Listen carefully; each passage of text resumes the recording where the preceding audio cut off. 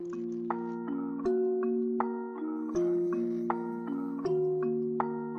since a baby, I've been trying to get away, trying to lock in the guap, trying to block with the pain. I'm a blind little boss, I'm on top of the game. I've been plotting a lot, now I'm tossing your bait. Yeah, my pops got caught, didn't lock them away. My mom fought hard, 5 jobs in a day. I'll be dropping the box, and I'm copping the pain. We off to the stars to a tropical place. Ooh, yeah, I'm spitting it heavy, the mission is steady. Your bitches are jelly, I'm ditching the petty. You're digging for pennies, I'm itching and ready. I open my heart when I listen to Shetty. I'm bold like a boss, but I'm little like Debbie. I know what the boss, I got richer than Getty. I'm holding the guap and I'm whipping the Yeti, yeah, Kari can play with advanced moves. I'm fucking my girl and her man too. I'm taking the ball like the Rand do. My soul is the one that I can't lose. I soak up the sun like a sand dune. I'm holding up love with the bamboo. I'm rolling the blunt by the candle. Taking the game, running it back without taking a drink. Yeah, I'm the one and I'm making a wave. Rolling the blunt and I'm blazing a J. I'm escaping the brain, go straight for the cake. I'ma take to the bank, now taking a break. I'm made for the race, I pray for the day. I wake with a bake in the greatest state. Welcome back to the Yankee and the Brit, and it's time for some Sunday football. Yeah, everybody, it is the best day of the week, and that is Sunday, where we can just now, we start in about an hour and a half, and we can just sit there, veg out, and just watch American football until, well, for me, 4 a.m, from about 6:30. I forget what time the games end for you guys, but yeah, it's for me. Hours the and games hours get over at like. For me, the games get over at like 10:30. Yeah, nice. That's a nice day. But like hours and hours of football ready to watch, and some good games going on here, Jay, but also some bad ones is what I was saying to you before. There's a few with some not so great storylines, so I think we'll just pick through those ones quite quickly. But guys, if you're watching us and staying with us for the whole show, we're going to be reacting to Thursday Night Football with the Commanders versus the Eagles. We're going to be doing our best. We're going to be doing our betting lines for every single game this Sunday. We're going to be going through our best fantasy picks, and we'll be doing my little power rankings that we do at the end of the show on Sundays. If Jay makes it to the end, you okay? Yeah, I'm good. All right. So starting off with reacting to Thursday Night Football, the Eagles played the Commanders. What did you make of that game, Jay? Just to start off with a very basic question. I mean, I would let me start too, because you don't want to have to be the one to say that the Eagles are one of the top teams and that you were wrong. But, you know. I have to get to that point at the end of the show. I'm just building up to it, Jay, unfortunately. Okay, because like when you're 8-2, you really can't be called trash, even though Maddie wanted to, in the group chat, try to act like Jalen didn't ball in that game. I was basically saying that this is the first time the Eagles have played a good football team this year, and they won, so they deserve to be considered one of the top teams in the NFL, and they're now the division leaders. They played a great game.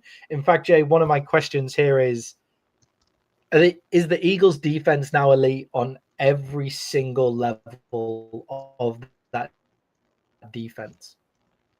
See, I feel like that's you setting them up for some failure. I think that's some Matty Cowboy, like, let's call them elite.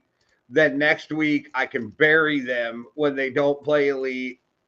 I think that's what Matty's setting them up for. I don't know why you'd say that. I've got the reasons why they're elite right here. I think they're one of the most elite defenses in the NFL. When you look at them on each level, they're almost impossible to scheme against. A really difficult team to scheme against here, because you have Jalen Carter in the middle, like just blocking up the middle. They were stopping Brian Robinson so like he had a great game. Jordan Davis in the middle of that game as well.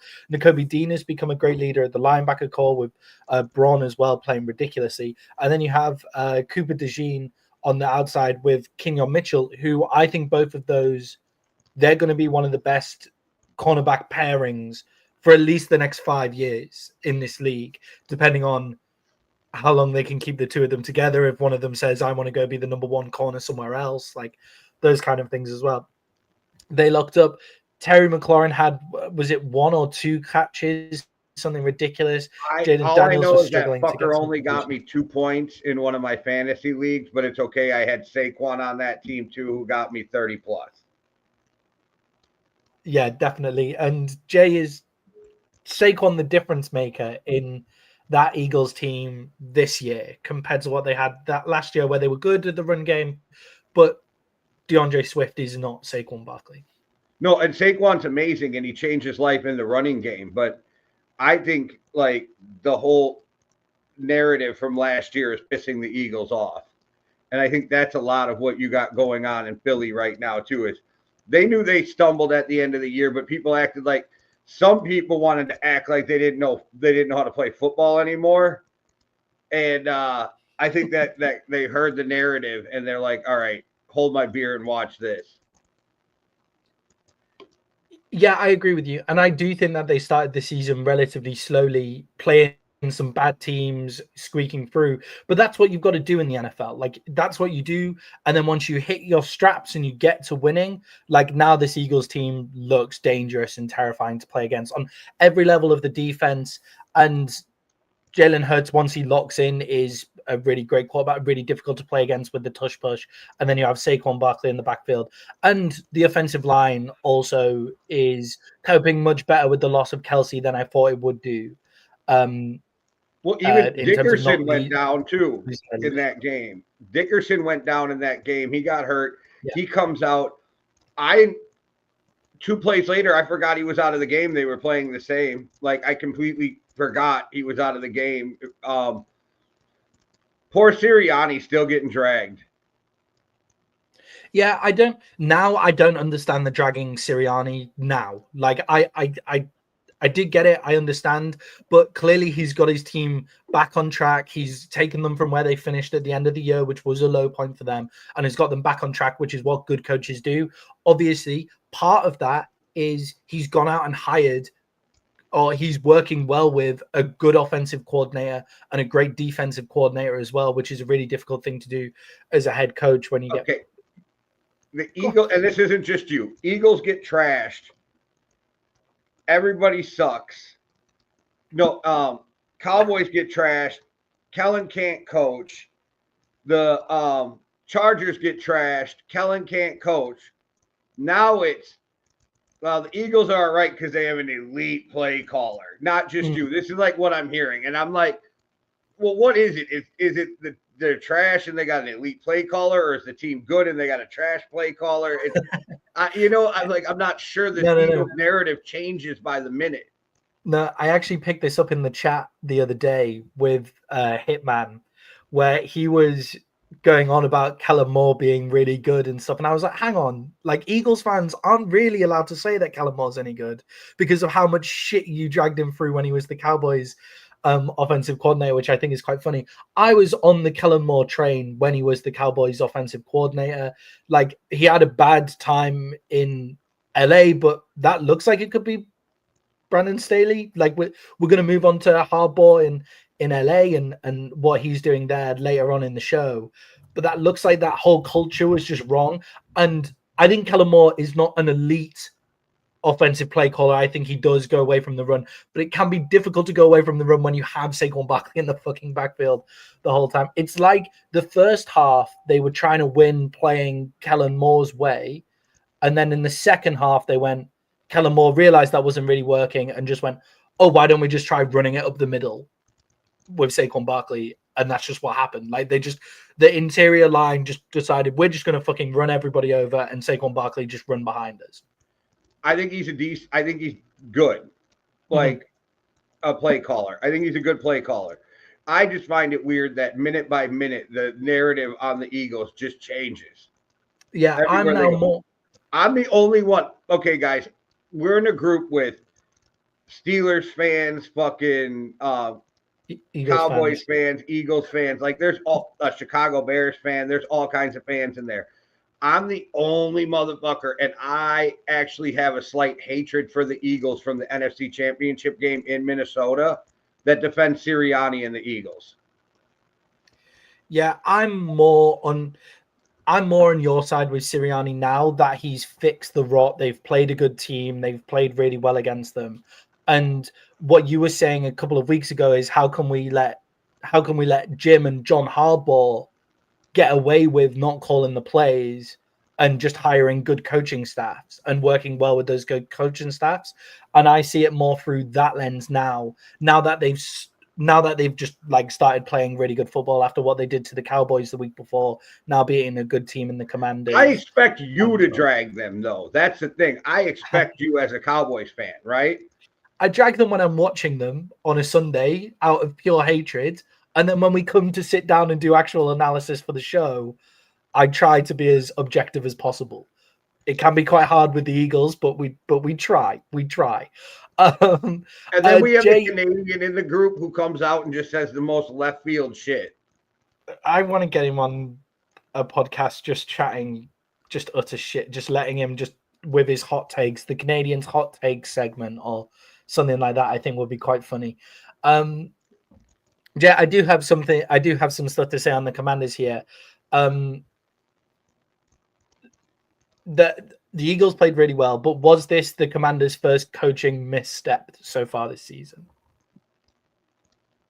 Like in general or the whole game? The whole game. The whole game. Was the game plan and the way that they planned their game, was this a misstep for them this season? Yes, but in fairness to the coaching staff, I don't know what you could have done to shut down Saquon the way he was playing. I don't know what you could have done. I mean, there's certain dudes at certain times, and he's not going to do it every game. But what makes him great is that there's going to be games where Saquon, you're just not going to be able to do anything with him. And yeah, Jalen Hurts played okay. I mean, I think he threw for 220, right? Yeah. Something like that. 0 touchdowns, 0 interceptions, but you don't need to throw touchdowns when Saquon's taking it in and different things. He outplayed Jayden Daniels, I think, stat-wise, but I'd have to go back and look. Yeah, I've got him here. So Jalen Hurts was 18 of 28 for 221 yards. Jayden Daniels was 22 of 32 for 191 yards, one touchdown, one interception. One really ugly interception. Right, but I'm not even upset about the way that Jalen played. I'm like, I just look at that game, and yeah, I could pick apart what the Redskins did or didn't do, but I'm just like, you guys hit a truck in Saquon Barkley. Yeah, I think we knew that the Commanders were some elite pass rush and a run stuffer, that defensive line. They are that away from being an elite Super Bowl contender team. Like, I have them as one of the top teams in the NFL due to where they can go and the amount of progress that they've made and all of those kind of things. Like, I was surprised that they didn't try something in terms of getting a defensive tackle in during free agency. I think that would have really helped them out because it was just the same run right up the middle that Saquon was going for. What I was surprised about was the offensive style of football that they decided to play in the end. And I think some of it is to do with Jayden Daniels' rib injury. Like, so Jayden Daniels, I remember texting you and saying they did a quarterback draw early on in the game, and then we didn't see that again. But in that quarterback draw, he draws right up the middle through Jordan Davis and Jalen Carter. And you think, if they read that and Jayden Daniels gets smoked, then like that's like not the way to go. And if he's got the rib injury, and then I think his accuracy has fallen off since that rib injury as well, where I think this was his worst game as an NFL quarterback. So you think there's quite inaccurate on quite a few throws. So you think there's residual effect from the rib injury? I think his accuracy is down because he is clearly in pain from throwing in his. I agree. From throwing those hard balls. So I think he's Saquon, quick before we move on though, and up the middle, they were, and then all of a sudden, the Redskins are like, the Commanders are like, we gotta stop this up the middle, right? And then he just started hitting the corner, and I messaged the group, and I'm like, that motherfucker hits the corner so fast, like. He runs violently to begin with, but he hit the corner so fast, like 3 or 4 times in a row. And I'm like, this, and yes, there was holes blown wide open, but I'm thinking this dude's amazing. And the reason why is because half the running backs in the league, that hole closes before they even get there. Yeah, incredibly impressive performance from Saquon. One thing that I did really want to drag the Commanders on that was really pissing me off all the way through the game was 2nd and short. So 2nd and 2, 2nd and 3, they ran it every fucking time and they went backwards. It must have been 4 or 5 times that they had a good run or they made a quick short pass and second and short, which means then you're taking it to third down. And I'm just like, take the shot deep, like on second and short, like try something different because you're just running up against a fucking brick wall on second and short, and then Jayden Daniels has to make it. Or, that was really pissing me off. So if anybody wants to go back and watch the game, that's really poor, I think. No, I agree with you because I used to get frustrated with Mike Zimmer's when he forced his offensive coordinators to do that shit, take the shot. Unpopular opinion, Robinson is an average running back, but he's not better than average, and people keep putting him on this pedestal. And it's not take a shot at him, bro. You're in the NFL, and you're one of the best 32 running backs in the NFL. I'm not saying that, but he's not elite. And I think he gets this thing of being elite, and so then when he doesn't do elite shit, people are shocked. Yeah, I think he's in the top half of the NFL as well, which would still have I'm not arguing like that he's not average. Good. Yeah, exactly. And I agree with you. And I think it's the type of running back he is, right? So the type of running back he is, he's hit it up, take the beatings, wear the team down. And then they have Austin Eckler to hit those outside routes as well, right? The elites do both, and Brian Robinson doesn't do that. Austin Eckler's been good this season after me being his biggest fucking fan for like 3-4 years when we were doing this show, like to this season being like, oh, I think he's past it, doesn't want to take the hits anymore, doesn't want to do the running, is a pretty shit take from me. There was this draft show where you told me that I took him and that he wasn't going to get any points, but I was hesitant as fuck to play him, but I didn't know about Amari Cooper, and I'm like, I got to make a decision tonight. And then he pops off 17 for me when I think he was average. He was supposed to have 8.9. So I'm like, 9 or better, I'm good. So give me 10. I shot for 10. He hit 10 in the first half, and everything was gravy after that. I was like, yeah, let's go. Yeah, Jayden Daniels has been pretty shit for me the past 2 weeks, but he got 13 points because of that garbage time touchdown at the end. But hang on, sorry, just another thing. What really fucking frustrated me again about the Commanders play calling in this game is that, like, what was the 4 minutes towards the end of the game? You're down 2 scores. You're down 16 points. Like, I know that's like touchdown, 2-point conversion, but you're down 16 points, and they just decide to be so slow. Like, they were just playing the game so slowly, letting so much clock wind down between every play. It was like they'd given up. And the announcers, whoever was on the game, I can't remember, is it Tarico that's on Thursday nights, but they were just speaking like this game was over. They got within a score with 30 seconds to go, and there was an onside kick happening. Like, why did they go so slow? I didn't get that. College football junkie. That's Montana, isn't it? That's I've got Yeah, that's Montana, I'm sure. Are you playing him this week? I do have Montana this week. His teams, right, are projected so low in things, and then you go back and look what they've done, and they just beat projection after projection like every week. It's pretty interesting. That's Prince clearly KT knows something too. That ESPN. Sorry, Prince KT is supposed to lose every game, and he's on a winning streak. Yeah, KT's the same. Like, I had the most under projection I've ever had in fantasy. I was meant to get 133 points last week, and I got like 91 and got my second loss on the season or something, which was frustrating. It was weird though. You're right. It's almost like they didn't know how to play from behind the Commanders, and I think it was probably one of their worst coaching weeks, but I'm still not going to kill them for it. Yeah. No, I'm not out on them. I still think they're going to make the playoffs. I don't think that anybody wants to play them in the playoffs. And I think Jayden Daniels is injured, and I think that's important to take going forward. It just felt like they gave up within that last 4 minutes to me, is what it felt like. It was strange. Okay, moving on to our Sunday games. This is a segment of the show where we go through every single game that's going to happen on Sunday, and we take the betting lines. We bet against the spreads. Going through here, we've been doing pretty decent pretty decent all year on these, especially on our best bets, which we will remind you guys of what those best bets are as we go through. But the best bets show is on a Thursday, so always watch us on Thursday for our best bets show. As well, Jay, I'm going to start in Detroit. Detroit are 13.5-point favorites to the Jacksonville Jaguars. Will another week of first-team reps be enough to help Mac Jones make the jump? No, but like 13.5 is such a wild point spread. It's pretty huge. 13.5. Mac Jones sucks balls. Like when it comes, he's your quintessential backup quarterback.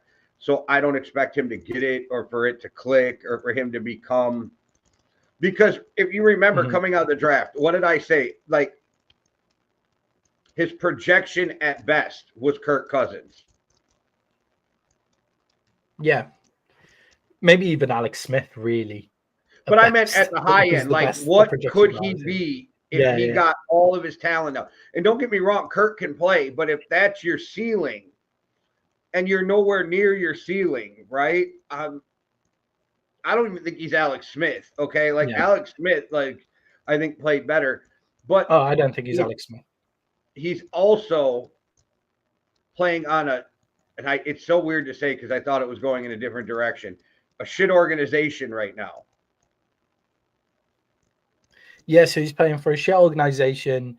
The offensive line, they're trading away pieces on their offensive line that Mac Jones has to sit behind to get stuff away. The wide receiver room is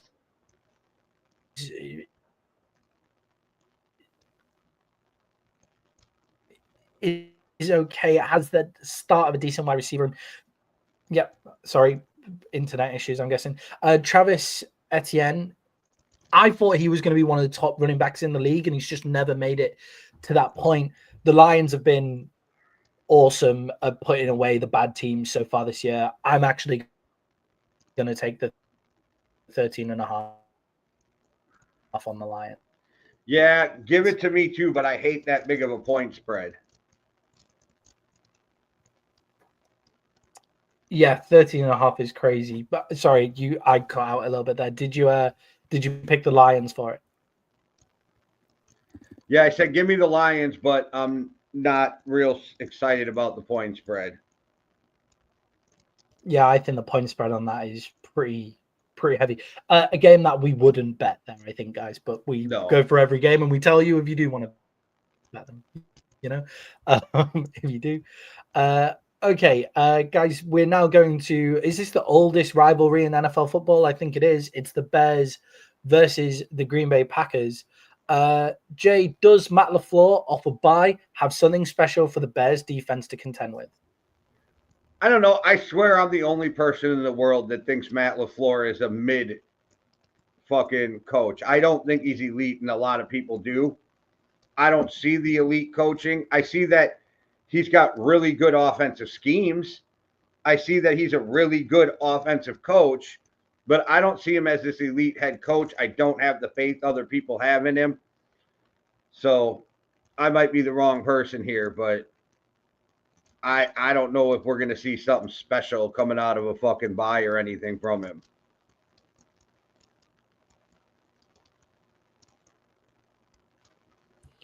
Yeah, I feel the same as you. I feel like people put him in this top tier of coaches. I don't think he's a bad coach. I think he's a good one. I think he's like a really decent offensive coach. Comes from the Sean McVay tree. But I don't see that either. And I think the Bears defense is good enough to cause a bit of trouble here for the Packers. I think the biggest question for this game is that, Jay, the Packers have a struggling pass rush. They're now going against the healthy O-line of the Bears. Does this give Caleb Williams enough boost, enough time to find the magic that he had at USC? I get why they make the move. I don't know how much it helps right now, right? So unless you're going to – the only thing they can do is, because the offense has to stay the same, is put him in better situations to succeed.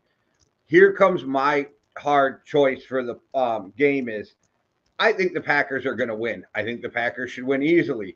But the Bears figure out a way to stick around, and the Bears figure out a way to win some ugly games.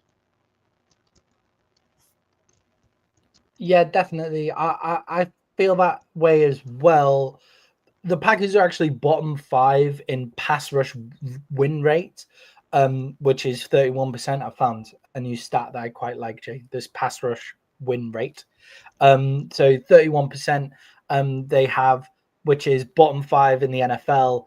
Just for reference for everybody, the Broncos are top with 55% win rate, and the Bears have Braxton Jones and Darnell Wright both expected to play, so both of their first choice starting tackles are coming back in. Now, their first choice starting tackles didn't really have a huge effect when they were starting out at the start of the season. So I agree with you here, Jay. I think the Bears will find a way to stick around.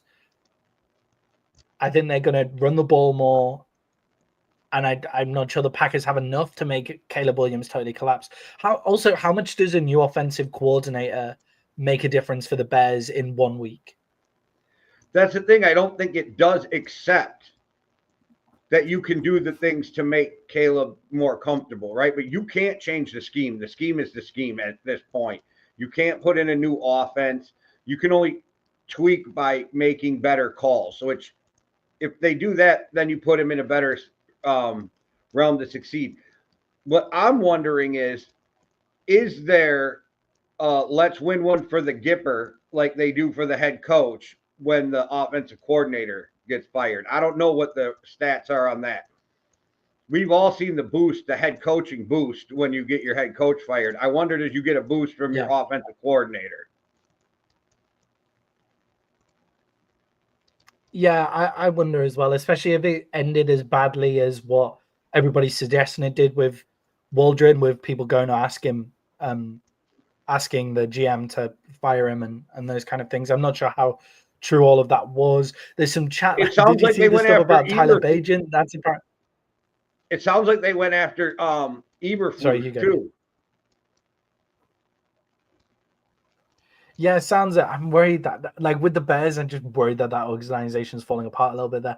The stuff about Tyler Bajan is quite wild as well, where they're saying Tyler Bajan should be starting, but it turns out that was a leak by Tyler Bajan's agent, as far as I'm aware, from what I've read on that stuff. So I don't think that anybody's wanting them to play Tyler Bajan instead of Caleb Williams. And I don't think players that's understand. True. He's the first. Jay, are you taking the? Yeah. I was just saying, players Are you taking understand the Bears he's the in this number one, one pick overall, and you are going to play him no matter what. So I find that weird, and that coming from Tyler's agent makes a lot more sense. Jay.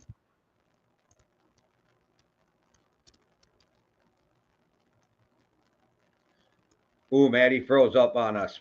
If Maddie can hear me, though, I am riding with the Packers in this game, even though I do think it'll be a close game. I do think they'll end up winning it by 7 or more. So give me the Packers, but I think it should be a close game. And deep down, I'm hoping the Packers lose.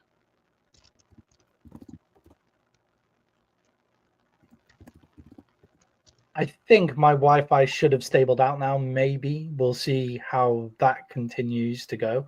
But I agree with you. I think the Bears are going to stick around, but I'm taking the Packers as well. If this was at 6.5, I'd probably switch over to the Bears. I think 5. I think we might see a push. Well, we can't see a push at 5.5 actually, but I think it'll be pretty close, either 5 or 6 here.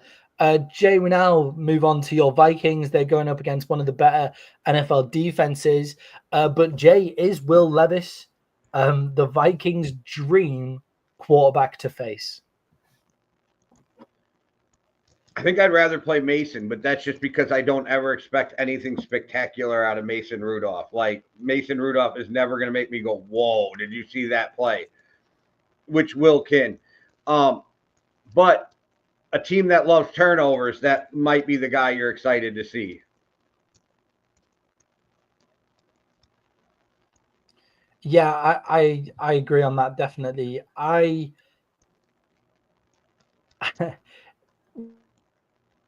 Will Levis, I think the way that the Vikings structure their defense and how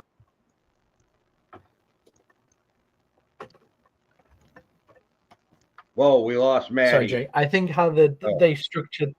Yeah, I think I'm back. I think the way that they structure the defense, the way that they structure the defense, the Vikings, and they throw different stuff. I think this will make them a real issue for Will Levis. Will Levis has 7 interceptions in 6 games, and most of them are from poor decisions under pressure. The Vikings have a 37% pressure rate, which is the 9th best in the NFL, but which doesn't sound too high, but top 10 in the NFL is pretty good in everything. Just rushing form the whole time. It's coming from different spots, so really difficult for a quarterback to pick up there. Jay, the Titans in rush yards per game. Do the Vikings win through the run game here? Should they be relying on their running backs to get them this win? I mean, to an extent, but I don't think you change what you do. And they're predicated on running attempts, get some yard, and every time you run to make sure you pick up positive yards. It doesn't even have to always be a ton. And then they scheme open, easy passes for the quarterback. I don't think you change what you do, but yeah, I think that the running game is going to be crucial for them to win. Yeah, I think they definitely have to maybe lean on the run game a little more than they would usually do, especially with Sam Darnold's turnover issues that he's had in the past couple of games. Jay, I think a 6-point spread is again right on the cusp here. The Vikings are 6-point favorites. Who you got? Well, I obviously will be cheering for the Vikings, but I think that the Vikings love to play 1 point or 1 score games. So give me the Titans -6. Yeah, I've actually gone for the Vikings in this one. I mean, +6. Think sorry, the run games. Yeah, I think the Vikings in this one at -6. I think they'll score a lot of points on. I think they might score a lot of points on defense. I think they'll definitely get a few picks in this game as well.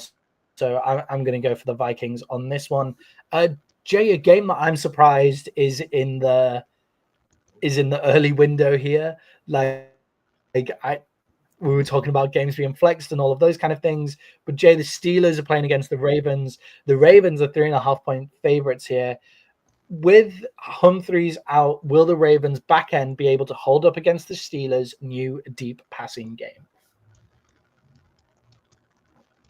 I think they're going to outscore the Steelers to win. So I think that's where this comes down to. I don't think the Ravens are based on winning games with their defense right now. The Steelers offense is playing well, but I think anybody calls them explosive or scary. So I think this is going to be a really close game. I did almost pick the Steelers in this game, but I'm going with the Ravens minus the 3.5. Yeah, I'm actually taking the Steelers in this one at 3.5. I think the Ravens could. I think both teams could win, and I think it'll be within 3 points whoever wins here. Mike Tomlin is actually 21-6 against John Harbaugh's Ravens. The underdog in this game, if it's by more than 3 points, I think is something ridiculous, like 14-1 or something like that. In terms of the against the spread. And those kind of things as well. However, the one issue I really do have with this is Lamar Jackson and Derrick Henry as a backfield the perfect answer to the Steelers' defensive line, where you can pass rush off both ends and you have Cam Hayward up the middle, but they can also run outside with Lamar Jackson and Derrick Henry, or run right up the middle with Derrick Henry as well. So they have the perfect backfield there. What do you make on that one? I think the attempts are going to be what's important for the Steelers today. Like, if it doesn't work right away, don't go away from the run. Just keep giving the ball to King Henry. Let him do his thing. I think that's going to be the most important, because Lamar off play action is amazing, and people don't give him credit, but Lamar is accurate and can throw. So I think the run game's important, but I don't think that they'll get a ton of yards or points off the run game. Yeah, I also really don't think that the Steelers run game is also a place where I'm a bit worried for the Steelers in this game here, but I think the Ravens back end just won't be able to hold. Really, they've not really put in a good performance for weeks now, the Ravens back end. So we'll see where that is. I'm going to go for the Steelers. Jay's going to go for the Ravens in that one. The Ravens are 3.5-point favorites there. Jay, a game where I don't really know what to talk about here. The Dolphins are 7-point favorites against the Raiders. What is there to be excited about in this game? Nothing. Yeah, this is a bit of a nothing game for me here. Yeah, I don't think many people outside of Miami fans and Vegas fans are going to be watching this game. Which is weird because Miami do have a chance to make the playoffs, but it's an outside chance. They're so far behind the Bills. I think possibly the only other team fans watching this game will be Bills fans, because I believe if Miami lose and the Bills win, then the Bills already clinched the AFC East, just with what's been going on in that division. Clinching a division in week 11 is pretty crazy. Jay, the Dolphins are 7-point favorites in this one. Obviously, Vegas predicting that their offense is looking a lot better with Tua. Who have you got? Dolphins in the 7.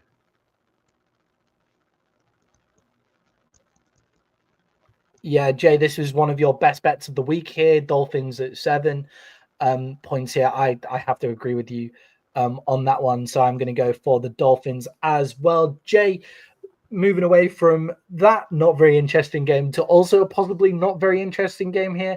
The New England Patriots are playing against the Los Angeles Rams. The Rams are 4.5-point favorites.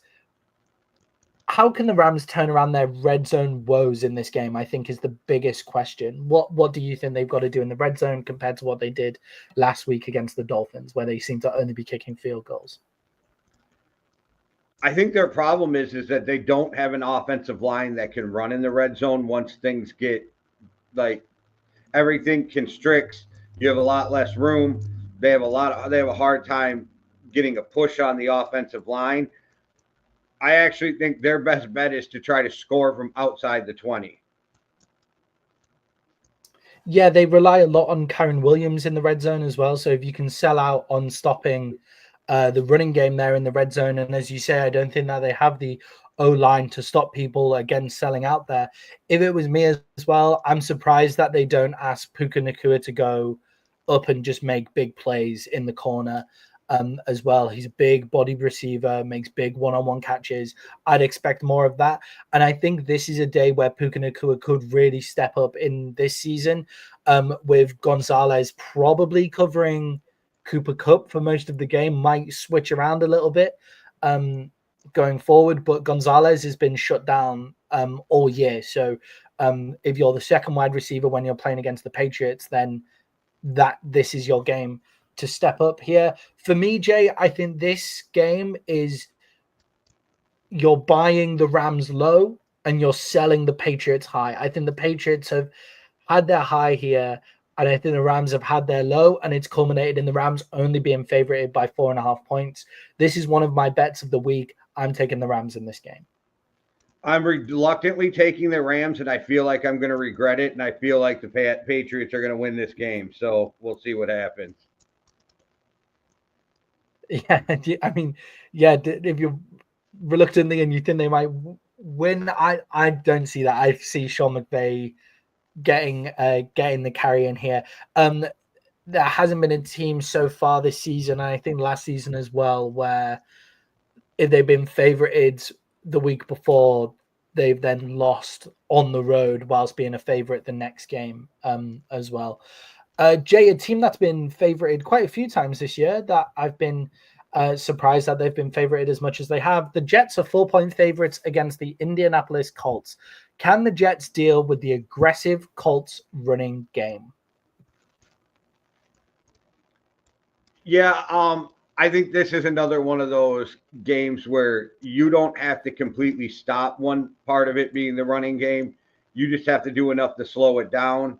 I think at some point AR is going to throw you an interception. Well, I guess there's AR on both sides. Anthony Richardson is going to throw you an interception at some point.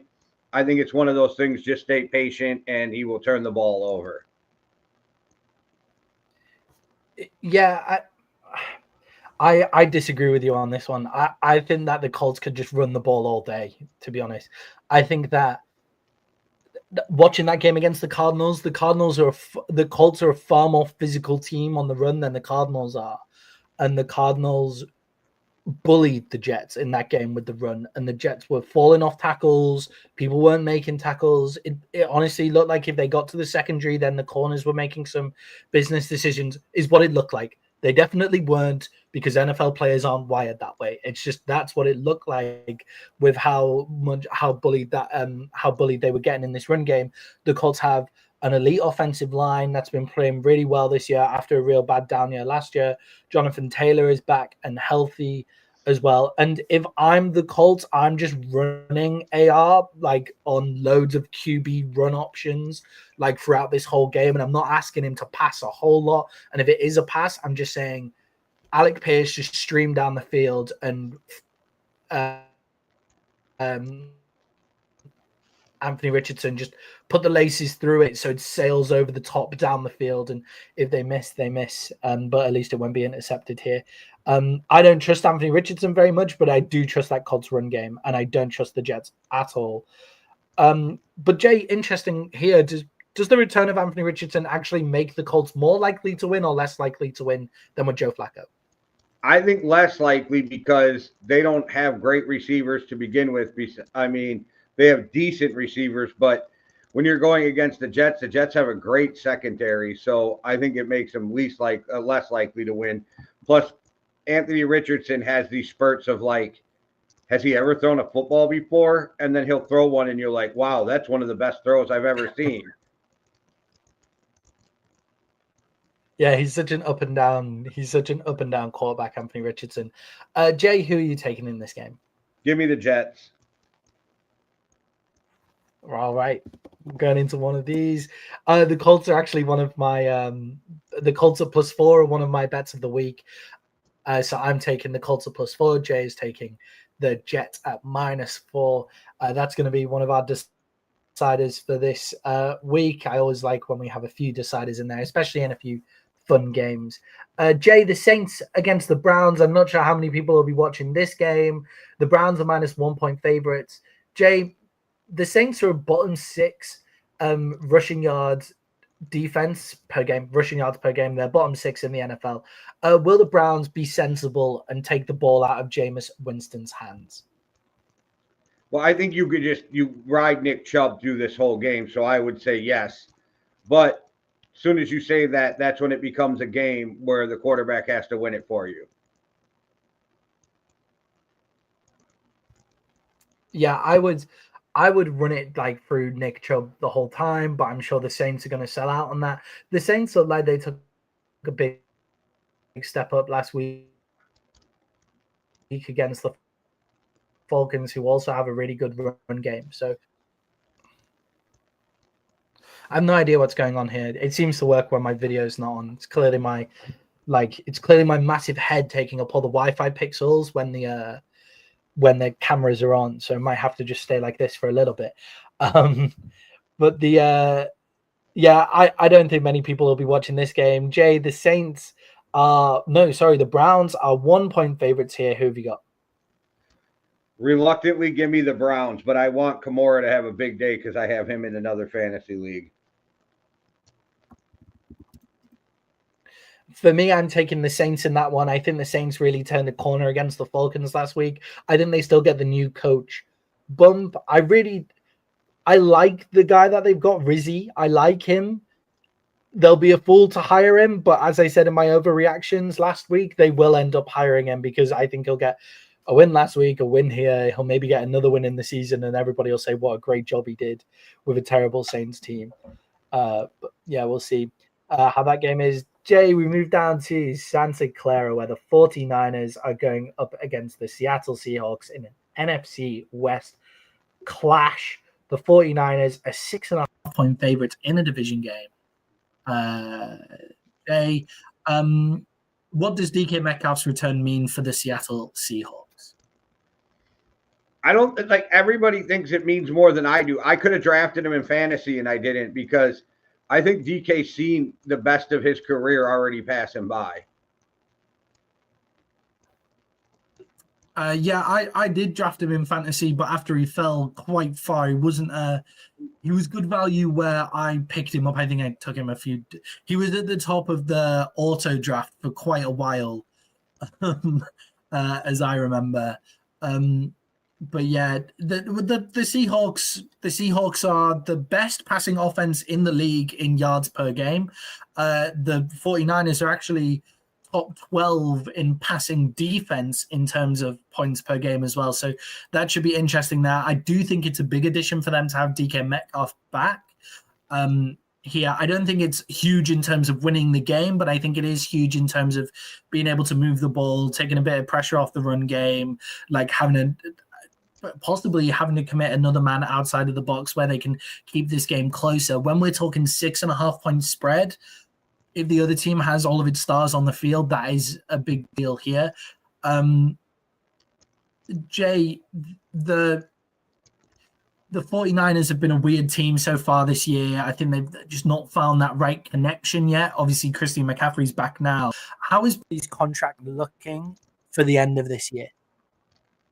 Did you say Purdy's? Yeah, Brock Purdy, sorry. Well, they're going to give him 50+ million. They don't have a choice. It happened with Jordan Love. They're going to have to pay him. Yeah, I definitely agree with you on that one. The whole way that their roster is set up is kind of like you need that style of quarterback there. They're probably going to lose Deebo Samuel. I saw a really interesting thing from Adam Schefter where the Seahawks were trying to make a couple of trades where they could have ended up with Deebo Samuel and DK Metcalf. Yeah, I saw that coming out in the same draft. I saw that. Well, that makes me think more that the Seahawks are going to lose because now they know they're in such bad shape. Let's bring out other narratives into what's going on. It makes me think that maybe the Seahawks will try and make a move for Deebo going into next season is what kind of brought me to mind there, which would be exciting. Jay, the 49ers is 6.5 point favorites. Who have you got? Give me the Niners. And I don't think there's any way Deebo ends up there because they're in the same division. Yeah. I mean, Deebo can kick up plenty of fuss and like try and get there, but it's always hard when they go through the same division. It's like the perfect player for the Commanders. Sorry to go back to the Commanders, everybody, but the perfect player for them to have would be that is possibly on the market would be Sexy Dexy, right? He would fix a lot of stuff in the Commanders. He'd be a great pickup for them, but unfortunately, trying to get him to go through the division would be quite difficult. For them, it would be the same with Deebo Samuel. I actually took the Seahawks as one of my best bets of the week in this one at +6.5, so I'm going to stick with that at +6.5. I'm feeling a bit less confident on that one than I was going into the show on Thursday, just as I've sat down and gone through the 49ers team a little bit more, so I'm not feeling as confident on that one.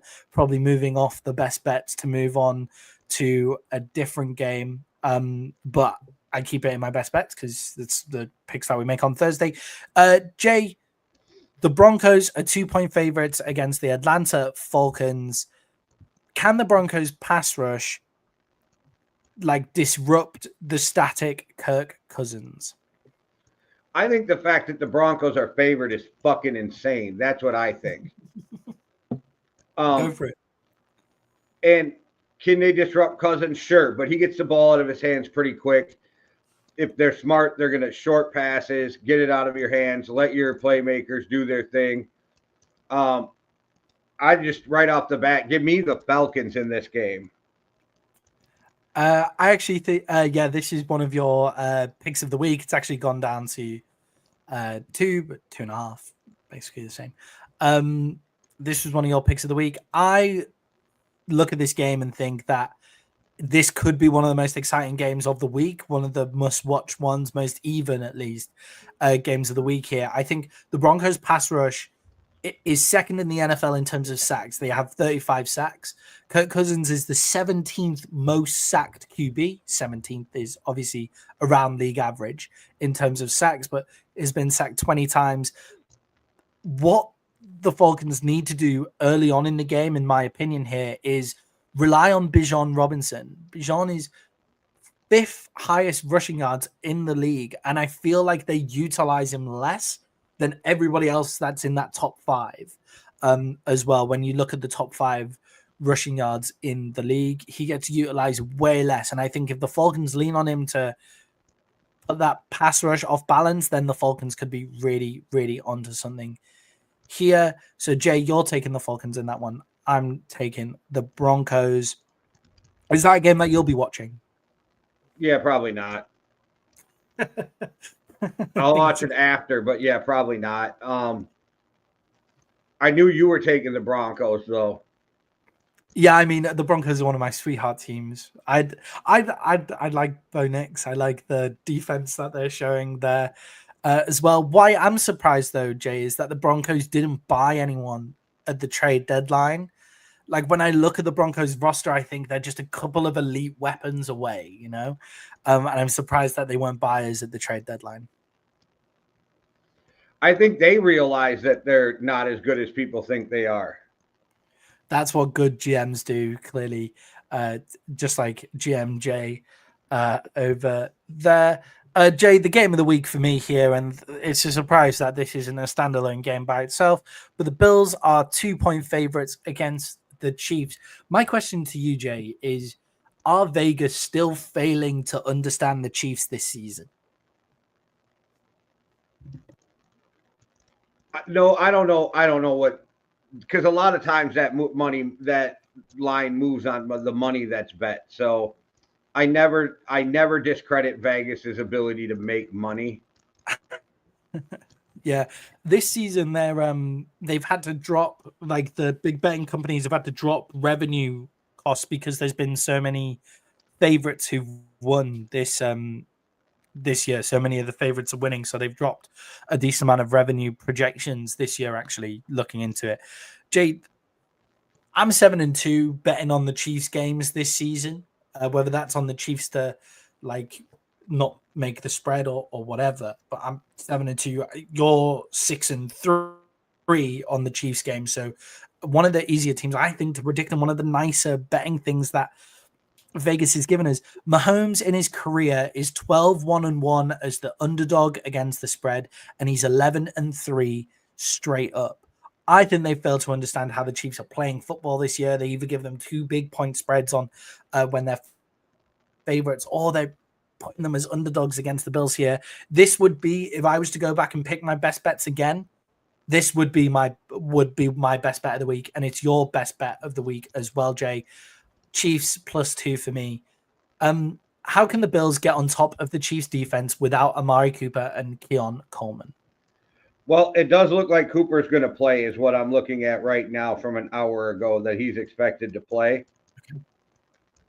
I don't know how much his wrist injury is going to hurt him.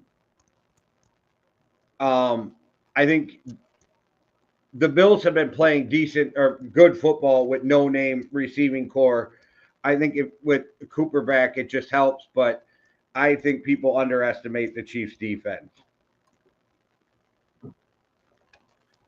Yeah, I think people underestimate the Chiefs defense massively. They're one of the best defenses in the NFL. They're one of the reasons that they're winning football games so close is because of this Chiefs defense as well. And Jay, are the Chiefs your favorites to win the AFC at this moment? Yes.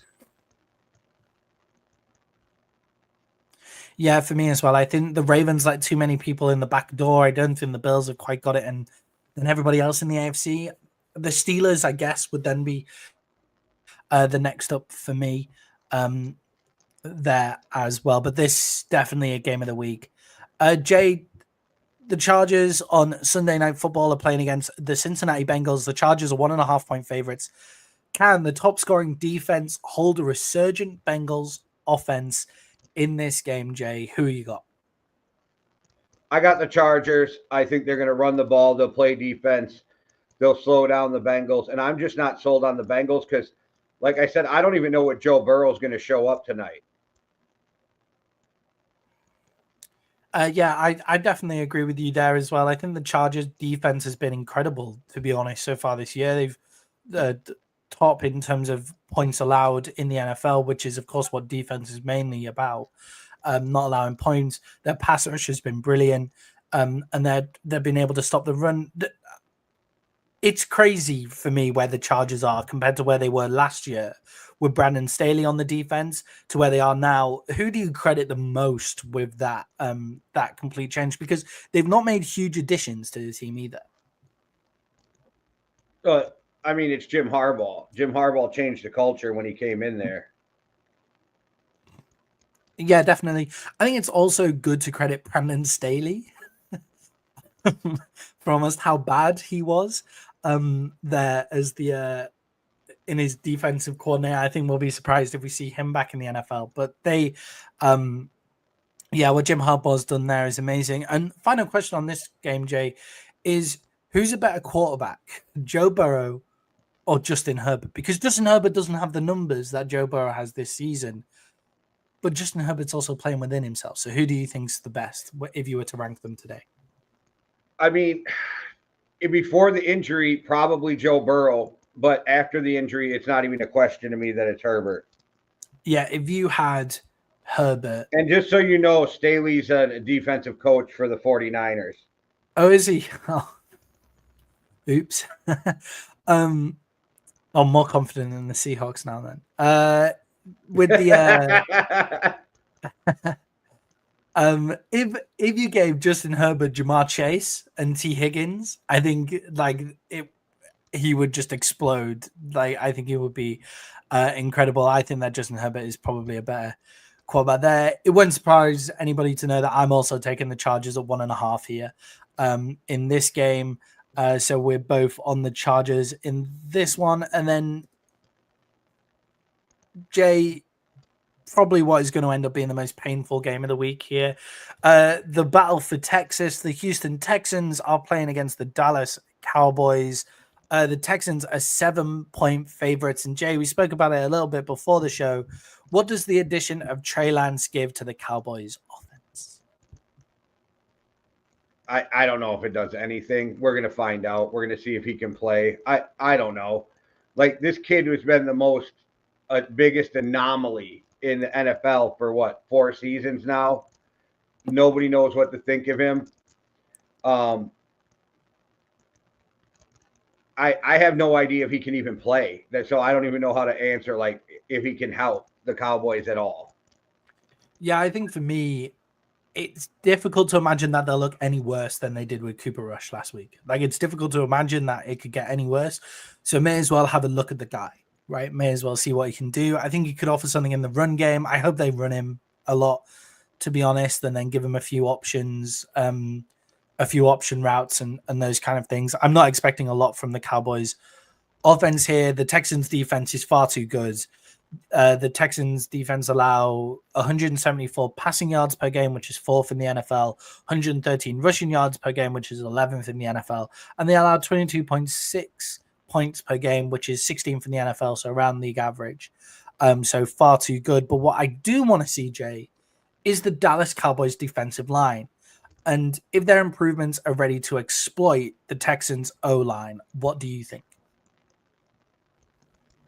I think it's going to be a battle of a shit show. The Cowboys have not impressed me with their D-line this year. I mean, you go back to the last couple of years, they were way better than they are this year. But then again, you look at the Texans line, and it's running. The Texans line is great. Passing, they are garbage. But it comes down to me is I think the NFL's passed Mike Zimmer by, so I don't know how much scheming he's going to be able to do to help them. I think the key is for Stroud, get the ball out of your hand quick, and for the Texans, just hand the ball to Mixon 35 times. Yeah, for me on this one, Look, I got encouraged. I know the Eagles beat the Cowboys. They beat the brakes off them. They scored 34 points on them. Like, I understand that. But I was quite encouraged by what I saw from the Cowboys defense, especially their front seven. At least the first half of that game, they forced the Eagles to make some mistakes. The offense just couldn't capitalize on anything, couldn't stay on the field. Like, they had no time. They got 5 sacks on Jalen Hurts in that game. 5 sacks that's a lot of sacks. That's a lot of times to put Jalen Hurts on his ass. With Overshone and Parsons coming both fit for this game, that's 2 really exciting pieces for Mike Zimmer to work with.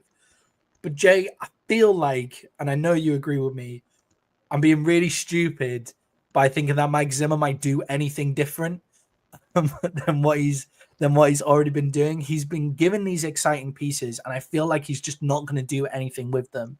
You only have to look back to the 49ers game where they came out, they tried to do something different. It worked for about a quarter and a half, and then the 49ers read it after about halfway through the second quarter, and then he failed to adjust after that. What I'm most worried about in this game is Joe Mixon. From a Cowboys point of view, our run defense has been atrocious. For the spread of 7 points, I think our defensive line is good enough. Give me the Cowboys to cover the spread with the Texans to win. Give me the Texas -7. All right. Yeah. I'm not feeling particularly confident in that one, but I think the D line's just good enough to only be beat by 6 points. All right, Jay, that is the end of our picks. That is the end of our picks here. That is all of the picks there, guys. I hope you enjoyed that segment of the show. I hope you make some money. Jay, segment 3 of our Sunday shows is fantasy players to watch. Who is your number 1 fantasy player to watch this week? Najee Harris. I think Najee Harris gets you at least 10 points, maybe more. He is the consistent fantasy player, and I think it will not slow down with Baltimore. So I think Najee Harris is my first fantasy player to watch. Yeah, I can see Baltimore trying to sell so much on the pass that then Najee actually takes on a big role against quite light boxes there. I really like that, and I think Najee Harris, if you are projected to beat someone, Najee Harris is a really good person for you to have in there because he's really he's performing at his expected points like every single game so far this season. For me, Jay, to start off with, I'm going to go for Nick Chubb. Nick Chubb hasn't had loads of stuff this season, largely through injury, but I think against the Saints run defense, he had take the ball out of Jameis Winston's hands, run it through Nick Chubb. Kevin Stefanski likes a good run game. I think Nick Chubb could have a big game here. Yeah, I like Nick Chubb. Hopefully, the more weeks back, the more he gets back into football shape, you'll see more from him. I don't mind that pick at all. So my second pick, Kyle Pitts. I think Kirk Cousins is going to get to Kyle Pitts a lot. I think he's going to get the ball out of his hands quick, and I think that's going to be one of the big ways they move the ball up and down the field on Denver. Yeah, definitely. I think Kyle Pitts could be in for a big game. I've got quite excited to have him in my fantasy team this week. I think that with the Denver pass rush, Kirk Cousins will be looking for his tight end a lot in this game, slants across the middle of the field as well. And with Drake London still a little bit hurt, maybe not the best for him. Jay, I've already mentioned this guy so far in the show. I think it is the answer to the LA Rams red zone problems. Puka Nacua. I think Puka Nacua is going to have a big. I think Puka Nacua is going to have a big game this week. I think he's been really underutilized since he's come back into the team. I can see some big one-on-one throws for Puka this week. Yeah, I don't have a problem with Puka either. I think he's a good guy to have in the red zone. I guess a lot of it's going to come down to who Gonzalez is following on the field, if anybody. But I don't have a problem with that. My third and final one is, and sorry, Maddie, it's the Texans defense. Oh, nice. I love that pick. That is a great pick. I thought you were going to say Joe Mixon. No, In which it's the case, I was Texans like, defense. yeah, I was going to say Joe Mixon may be a little too easy, but the Texans defense is a great pick. And I'll tell you for why, Jay, because I've also picked a defense this week. I've picked the Vikings defense in this one, who's somebody who I've already picked in previous weeks. I think they're going to pick off Will Levis. But I just want to chat a little bit about this, actually. Do you think that the defense and special teams might be the most underrated thing about winning a fantasy football league? Like, if you can get a defense that averages over 10 points, then you're cruising. That's a free 10 points on projections. Yeah, it's great when you can. I'm the wrong guy to ask because you know me. I switch defenses every week. Yeah, I've made a. So just so everybody's aware, literally on draft day, I traded the Vikings defense for the Cowboys defense on draft day at the start of this season, which wasn't a bad move at the start. I also got Brandon Aubrey out of the deal as well. Like, not a terrible move thinking about it. And the Vikings are now the number one defense in fantasy football, and the Cowboys are 29th or something Yeah, ridiculous. I think Payne's got them in our league, the Vikings. Yeah, they're awesome. I've been trying to trade with him all week to get them back. Throwing he's never gonna trade Disley, the Chargers tight end. I wouldn't if I was him. Either Jay, I've picked the Vikings there, so that is our fantasy football picks. If you have any of those guys, then make sure that they're playing in your team this week. And Jay, to finish off the show, we have the Brit picks, which is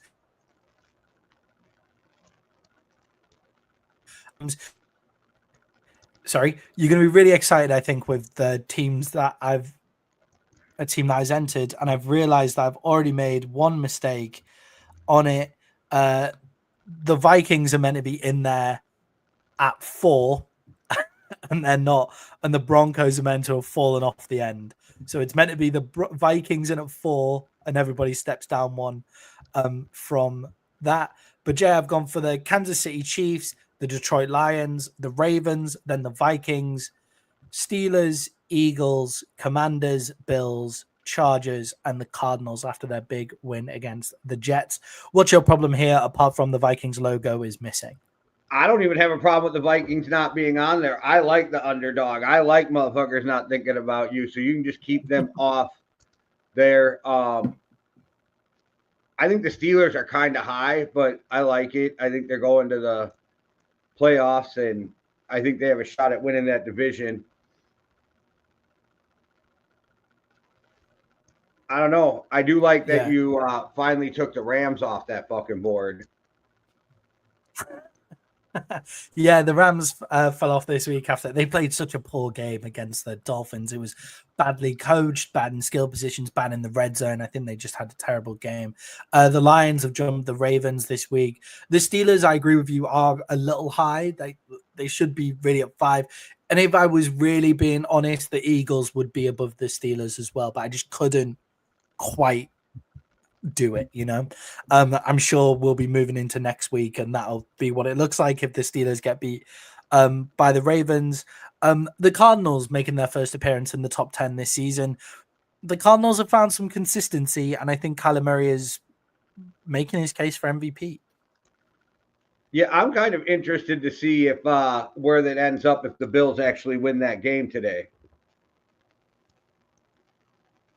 Yeah, me too. I'd be interested to see how far the Bills go up the ranks. I'm not sure. I'm just not overly keen on the Bills roster when you look at it on paper. That's my big problem with the Bills here. Okay, Jay, that is the Brit picks there. And after a dotty Wi-Fi connection, please send us out like you always do. Yeah, you think your ass was in Canada or something with that Wi-Fi connection you're having, but all right, everybody. Thanks for watching. Hit the like and subscribe. Make sure you go check out College Football Junkies. Montana and Mark are killing it. Make sure you tune in Tuesday for MMA Underground. And enjoy football. One world, one love. Deuces. Cheerio.